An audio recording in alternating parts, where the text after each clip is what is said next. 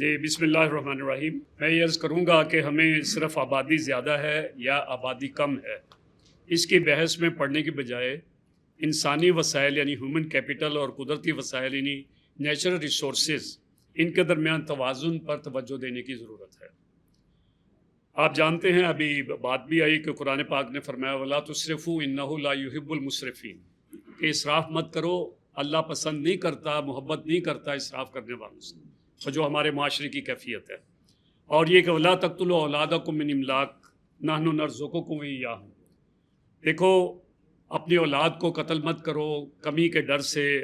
ہم انہیں بھی رزق دیتے ہیں، تمہیں بھی رزق دیتے ہیں، ان کو بھی رزق دیتے ہیں۔ یہ اللہ پاک کا ارشاد مبارک ہے۔ پہلی بات یہ ہے کہ ہمیں وسائل کا ضیاع جو ہے اس کو روکنے کے اوپر توجہ دینے کی ضرورت ہے۔ وسائل کا اس کو آپٹیمم یوٹیلائزیشن آف ریسورسز کہا جاتا ہے، کہ اپنے وسائل کا بہترین استعمال کریں اور اس کے لیے پلان کریں، منصوبہ بندی کریں۔ اور دوسری طرف اولاد کے رزق کے بارے میں مایوسی کی اسلام تو اجازت نہیں دیتا، اور یہ کہ اسلام اعتدال کا راستہ اختیار کرنے کی بات کرتا ہے۔ اور اس حوالے سے آپ یہ دیکھیے کہ جو میں نے پہلے بات کی تھی کہ مالتھس نے جو نظریہ پیش کیا 1798 میں ان کا آرٹیکل یا ان کی کتاب چھپی این ایسے آن دی پرنسپل آف پاپولیشن، اور انہوں نے یہ کہا تھا کہ آبادی جیومیٹرک طریقے سے بڑھتی ہے، یعنی 1 سے 2، 2 سے 4، 4 سے 16، 16 سے 264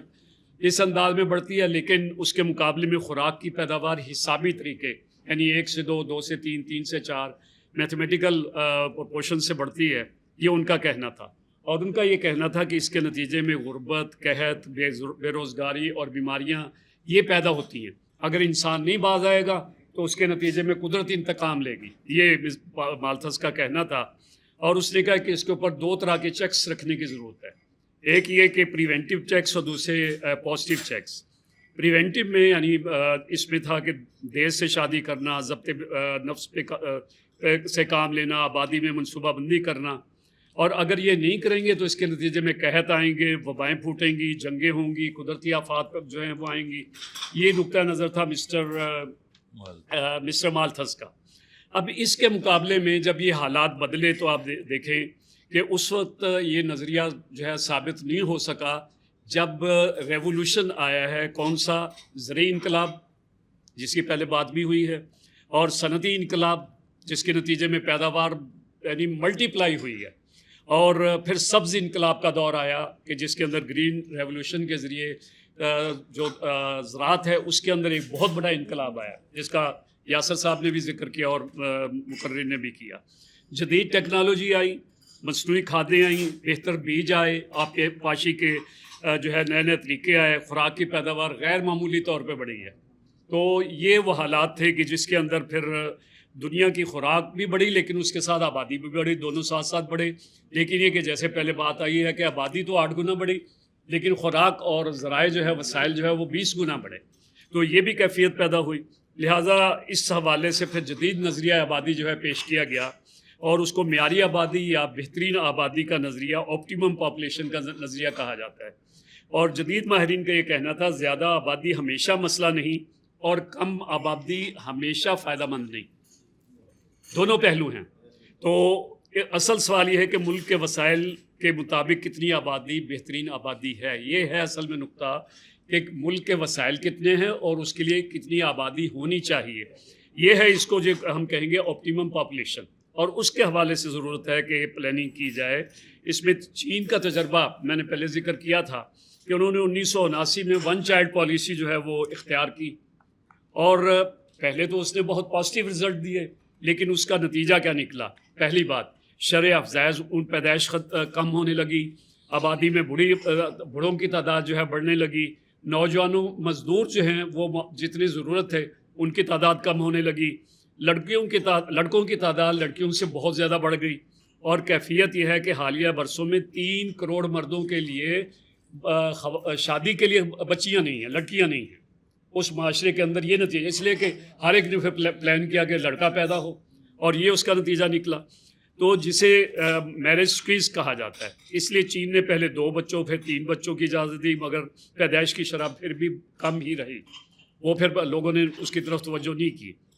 یورپ اور روس کا مسئلہ اگر ہم دیکھیں کہ وہاں کیفیت ہے کہ رشیا میں شرح پیدائش کئی برسوں سے مسلسل کم ہوتی چلی جا رہی ہے۔ اقوام متحدہ کے مختلف جو ان کو تخمینے ہیں اس کے مطابق اگر یہی رجحان رہا تو آنے والی دہائیوں میں رشیا میں کروڑوں کی آبادی کم ہو جائے گی، موجودہ آبادی سے کئی کروڑ آبادی کم ہو چکی ہوگی۔ یہی کیفیت آپ کو یورپین یونین کے اندر نظر آئے گی کہ بیشتر ممالک میں شرح پیدائش 1.2 سے لے کے 1.6 بچے فی عورت ہے، جبکہ آبادی کو برقرار رکھنے کے لیے جو ہے 2.1 چائلڈ پر وومن جو ہے وہ ضرورت ہے، کہ 2.1 چائلڈ جو ہیں ایک خاتون کے سے جو بچے پیدا ہوں، یہ بین الاقوامی طور پہ جو ایک سٹینڈرڈ ہے وہ یہ ہے۔ اور اس کے نتیجہ کیا نکلا ہے کہ یورپ کے اندر جو اس کی کیفیت پیدا ہوئی کہ بوڑھوں کی تعداد بڑھ گئی، مزدوروں کی کمی جو ہے وہ اس کا نتیجہ نکلا، پینشن کے اخراجات جو ہیں ان معاشروں کے اندر بہت زیادہ بڑھ چکے ہیں، اور معاشی دباؤ جو ہے بہت بڑا ہے اس کی وجہ سے، اس لیے کہ پاپولیشن کی یہ جو ایک ریشو غلط ہوئی تو اس کے نتائج نکلے۔ اب پاکستان کا مسئلہ بھی صرف آبادی کا مسئلہ نہیں ہے، اس حوالے سے ہم دیکھیں تعلیم کی کمی، پہلے ہی باتیں جو آ چکی ہیں میں ان کو وائنڈ اپ کر رہا ہوں کہ تعلیم کی کمی، ہنر کی کمی، پانی کی قلت، توانائی کا بحران، کم زرعی پیداوار، وسائل کا ضیاع، بدعنوانی، ناقص منصوبہ بندی، اور اگر یہی آبادی تعلیم یافتہ اور ہنرمند ہو تو یہی ہمارے لیے سرمایہ بن سکتا ہے، یہ ہمارے لیے کیپٹل ہے۔ اے آئی کا اب ہم سامنا کر رہے ہیں، آرٹیفیشیل انٹیلیجنس، اس کے نتیجے میں کہا یہ جا رہا ہے کہ کچھ ملازمتیں مسلسل ختم ہونا شروع ہو گئی ہیں اور یہ بڑی تیزی سے ختم ہوں گی، لیکن اس کے نتیجے میں کچھ نئے شعبے، نئے ڈپارٹمنٹ بھی پیدا ہوں گے، اس کے اوپر جو ہے توجہ کی ضرورت ہے تاکہ ہم اپنی پاپولیشن کو اس کے لیے تیار کر سکیں۔ نئی مہارتوں کی ضرورت ہے، ڈیجیٹل معیشت بڑھے گی تو مسئلہ آبادی کا نہیں بلکہ اسکل گیپ کا پیدا ہوگا، اس کی طرف ہمیں جو ہے توجہ کی ضرورت ہے۔ اور اسلامی نقطہ نظر یہ ہے کہ اسلام نے 3 جو ہے اصول دیے ہیں۔ پہلا اصول یہ ہے کہ وسائل کو ضائع نہ کریں، جس کی بات پہلے میں کر چکا ہوں، کس طرح سے ہم اپنے وسائل کو، پانی کو ضائع کر رہے ہیں، دیگر وسائل کو ہم نے سوئی گیس کہتے تھے 300 سال ختم نہیں ہوگی، وہ ہم نے ختم کر دی اور باہر سے منگوا رہے ہیں۔ انسان کوئی بوجھ نہیں ہے بلکہ اللہ کی امانت ہے، دوسرا اصول یہ ہے۔ تیسرا اصول یہ ہے کہ ہر فرد کو تعلیم، صحت اور روزگار یہ فراہم کرنا یہ ریاست کی بنیادی ذمہ داریوں میں سے ہے۔ ہم یہاں پہ سفارشات جو پیش کر رہے ہیں کہ پہلی بات یہ کہ انسانی سرمایہ یعنی ہیومن کیپٹل کے اوپر جو ہے سرمایہ کاری، اس کے اوپر حکومت توجہ دے، ہیومن کیپٹل کے اوپر توجہ دے، ہیومن کیپٹل جو ہے اس کو بڑھائیں گے تو ہمارے وسائل بڑھیں گے۔ ہر بچے کو معیاری تعلیم کا فراہم کرنا یہ بھی ریاست کی بنیادی ذمہ داری ہے۔ فنی تعلیم اور ہنر مندی اس کی طرف، یعنی صرف ہم الفاظ نہ سکھائیں، کتاب نہ پڑھائیں، بلکہ اسے آگے بڑھ کے جو ہے وہ فنی تعلیم اور ہنر مندی کی طرف لے کر آئیں۔ پھر یہ کہ چوتھا، پانی کے ضیاع کی روک تھام، اس لیے کہ پانی زندگی ہے، اس کی طرف جو ہے ہم توجہ دیں۔ زرعی تحقیق، جیسے پہلے بات آئی کہ دنیا کے اندر جو ہے وہ گندم کی پیداوار، اور میں یہ کہا کرتا ہوں کہ اللہ پاک نے فرمایا کہ 1 دانہ تم بوتے ہو 7 بالیاں نکلتی ہیں، ہر بالی میں 100 دانے، اس کا مطلب ہے 1 دانے سے 700 دانے اگائے جا سکتے ہیں، اور ہم ابھی تک 96 دانے اگا سکے پاکستان میں، ابھی تک 96 دانے تک پہنچے ہیں، اور اللہ پاک نے کہا 700 دانے، اس کا مطلب ہے کہ ابھی 7 گنا گنجائش جو ہے وہ ہمارے پاس موجود ہے۔ جی، تو اس کے اوپر جو ہے ہم توجہ کریں۔ اور پھر یہ کہ زرعی تحقیق کے ساتھ ہمیں خواتین کی تعلیم کی بات پہلے بھی آئی ہے، بڑی تفصیل سے بار بار آئی ہے، اس کی طرف توجہ دیں، نوجوانوں کو اے آئی اور جدید ٹیکنالوجی کی تربیت دیں، بہتر شہری منصوبہ بندی، آپ نے بات کی بہتر شہری منصوبہ بندی، یہ ٹاؤن پلاننگ جو ہے اس کی طرف توجہ، اس لیے کہ صدیوں سے بعد ابن خلدون لکھ رہے ہیں، ابن خلدون سے پہلے ہمارے پیارے نبی صلی اللہ علیہ وسلم نے اس کی طرف توجہ دلائی کہ شہروں کو ایک حد سے نہ بڑھنے دو، اس لیے کہ اس سے مسائل پیدا ہوں گے، اس کی طرف ہم توجہ کریں۔ اور اس کے ساتھ وسائل کی منصفانہ تقسیم کا بھی ذکر آیا کہ اس کے اوپر ہم جو ایکویٹیبل ڈسٹریبیوشن آف ریسورسز جو ہے، ایکول کی میں بات نہیں کر رہا، ایکویٹیبل کی بات کر رہا ہوں، منصفانہ تقسیم، تو اسلام ایکول کی بات نہیں کرتا ہے، اور یہ ممکن بھی نہیں ہے، ممکن ہی نہیں ہے کہ آپ ایکول کر لیں، ایکویٹیبل جو ہے اس کی طرف توجہ کی ضرورت ہے کہ منصفانہ طور پہ وسائل کو تقسیم کیا جائے۔ اور 9ویں بات یہ کہ قومی سطح پر طویل آبادی کی منصوبہ بندی، یعنی فوری نہیں، طویل منصوبہ بندی جو ہے وہ کی جائے ایک طویل عرصے کے لیے، کہ قومیں جو ہیں وہ ڈنگ ٹو باؤ پالیسی نہیں بنایا کرتی، قومیں جو ہیں ایک لانگ ٹرم پالیسی جو ہے وہ ڈیولپ کرتی ہیں، اس کو لے کے چلتی ہیں، اور اس کے نتیجے میں آپ دیکھیے برطانیہ کا جو ریلوے کا نظام ہے 100 سال پہلے بنایا گیا تھا اور آج بھی کامیاب ہے.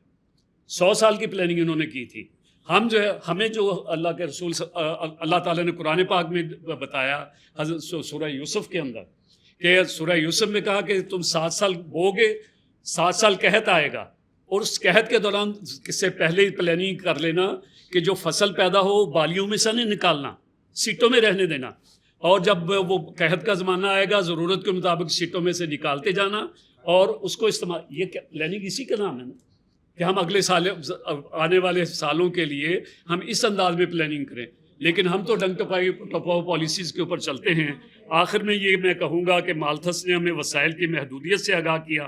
لیکن جدید معاشیات نے بتایا کہ انسان تو خود ایک وسیلہ ہے، ایک خود جو ہے وہ ریسورس ہے، اور اگر انسان تعلیم یافتہ ہو، صحت مند ہو، دیانت دار ہو، ہنر مند ہو، تو وسائل جو ہے وسائل پر بوجھ نہیں پیدا ہوتا، بلکہ وہ خود وسائل پیدا کرنے والا بن جاتا ہے اگر اس کے اوپر ہم سرمایہ کاری کر سکیں. اور یہ کہ پاکستان کا اصل چیلنج صرف بڑھتی ہوئی آبادی نہیں ہے، بلکہ اس آبادی کو انسانی سرمایہ میں تبدیل کرنا،